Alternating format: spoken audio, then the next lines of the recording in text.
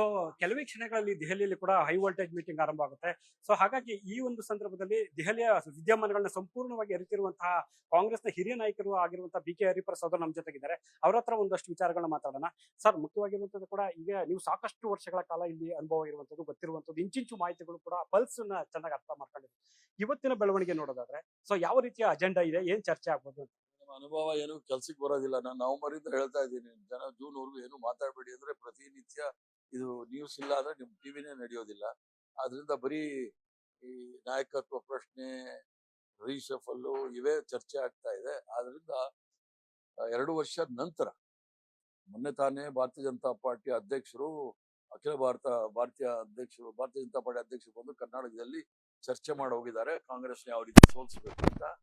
ಅದಕ್ಕೆ ಆ ವಿಚಾರದಲ್ಲಿ ನಾವು 2 ವರ್ಷ ಆದ್ಮೇಲೆ ಕಾಂಗ್ರೆಸ್ ಪಕ್ಷವನ್ನ ಯಾವ ರೀತಿ ಶಕ್ತಿಯುತವಾಗಿ ಬೆಳೆಸಬೇಕು ಅನ್ನೋದನ್ನ ಚರ್ಚೆ ಮಾಡ್ಲಿಕ್ಕೆ ಮುಖ್ಯಮಂತ್ರಿ ಕರೆದಿದ್ದಾರೆ. ವೇಣುಗೋಪಾಲ್ ರವರು, ಮಲ್ಲಿಕಾರ್ಜುನ್ ಖರ್ಗೆ ಸಾಹೇಬರು, ನಮ್ಮ ನಾಯಕರಾದ ರಾಹುಲ್ ಗಾಂಧಿ ಅವರು ಚರ್ಚೆಯಲ್ಲಿ ಇರ್ತಾರೆ.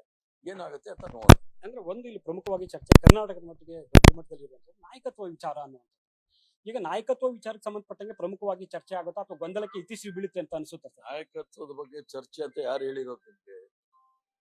ನಾಯಕತ್ವದ ಬಗ್ಗೆ ಚರ್ಚೆ ಆಗ್ಬೇಕು ಮಾತಾಡ್ತಕ್ಕಂಥ ಅವ್ರ ಹತ್ರನೇ ಕೇಳಿದ್ರೆ ಉತ್ತರ ಇರುತ್ತೆ.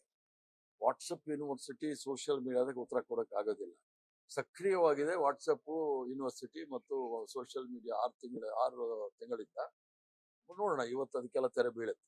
ಅಂದ್ರೆ ಸರ್, ಇಲ್ಲಿ ಮುಖ್ಯವಾಗಿರುವಂತದ್ದು ಈಗ ಹಲವು ದಿನಗಳಿಂದ ಇತ್ತು, ಆ ಗೊಂದಲಕ್ಕೆ ಇವತ್ತು ತೆರೆ ಬೀಳುತ್ತೆ. ಯಾಕಂದ್ರೆ ಮುಂದೆ ಇರ್ತಕ್ಕಂಥದ್ದು ಚುನಾವಣಾ ವರ್ಷ ಆಗಿರುತ್ತೆ, ಬೇಕು ಚುನಾವಣೆಗಳು ಬರ್ತದೆ. ಮುಂದಿನ ವರ್ಷ ಅಲ್ಲ, ಇವತ್ತಿಂದಾನೇ ಚುನಾವಣೆ. ಆದ್ರಿಂದ ಚುನಾವಣೆಯಲ್ಲಿ ಯಾವ ರೀತಿ ಎದುರಿಸಬೇಕು ಅನ್ನೋದು ಚರ್ಚೆ.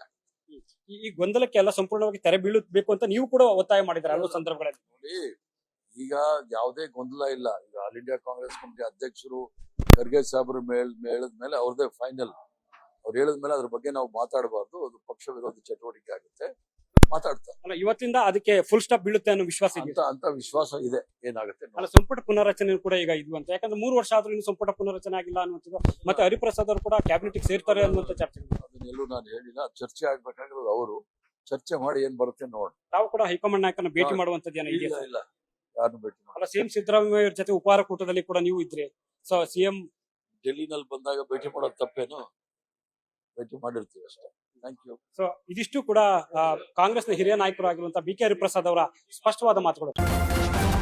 ನ್ಯೂಸ್ ಫಸ್ಟ್, ನಿರ್ಭೀತಿಯಿಂದ ನಿಮ್ಮ ಪರವಾಗಿ.